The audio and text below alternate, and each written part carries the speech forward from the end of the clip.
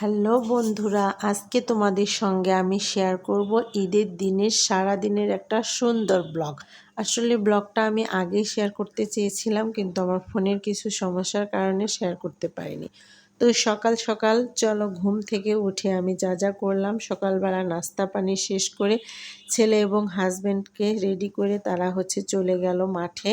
তো তারা মাঠে যাওয়ার পরে আমি সুন্দর মজার মজার রান্না করলাম, পোলাও, গরুর মাংস, ডিম, ছোট মাছ, আলু ভাজি। যাই হোক, তারা নামাজ শেষ করে চলে আসলো বাসাতে। খাওয়া দাওয়া শেষ করে দুপুরে একটু ঘোরাঘুরির জন্য বের হলাম।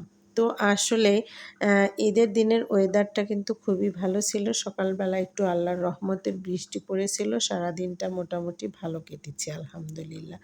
তো আসলে এবার আমরা গ্রামের বাড়িতে ঈদ করতে যাইনি, বাসাতেই ঈদ করেছি। তো ছেলে মেয়ে আসলে বাসার ভিতরে বসে থেকে বোরিং ফিল করছিল, তাই দুপুরের খাওয়া দাওয়া শেষ করে বিকালের একটু আগেই বের হয়েছিলাম আমাদের বগুড়া শেরপুরে ছনকা বাজারের ওখানে সুন্দর একটা রেস্টুরেন্ট হয়েছে।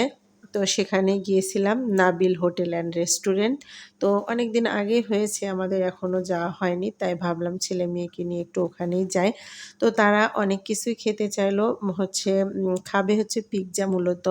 তো সেটা ছিল না, তারপরে চিকেনও ছিল না, তাই তারা নিল বার্গার, মানে বিফ বার্গার নিয়েছে, চিকেন নিল না। তো আমরা দুজনে নিলাম 2 কাপ দুধ চা। তো খাওয়া দাওয়া শেষ করে একটু ঘোরাঘুরি করব।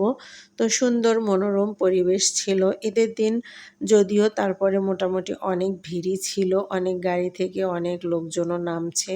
তো যাই হোক, এখানকার দৃশ্যটা এতটা ভালো লেগেছে কি আর বলবো। তো অ্যাকোরিয়ামে সুন্দর সুন্দর মাছ ছিল, মানে বাহিরেই অ্যাকোরিয়ামের মাছগুলো চাষ করেছে। এতগুলো মাছ দেখে মনটা এত ভালো লাগলো, ছেলে মেয়ে তো অনেক খুশি হয়েছিল।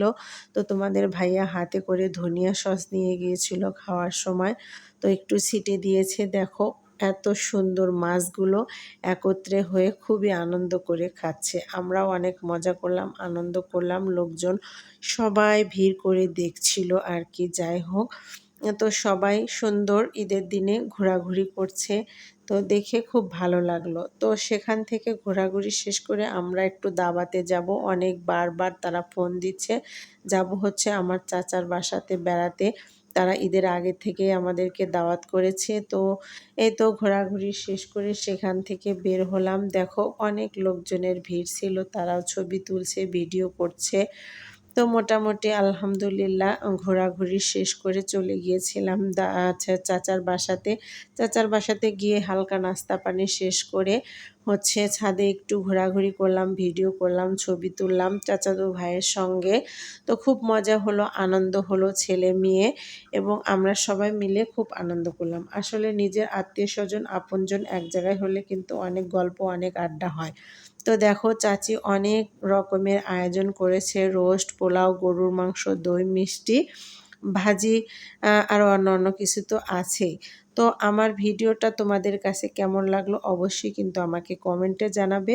দেখা হচ্ছে নেক্সট কোনো সুন্দর ভিডিও নিয়ে। এ পর্যন্ত ভালো থেকো, সুস্থ থেকো, আল্লাহ হাফেজ, অনেক ধন্যবাদ।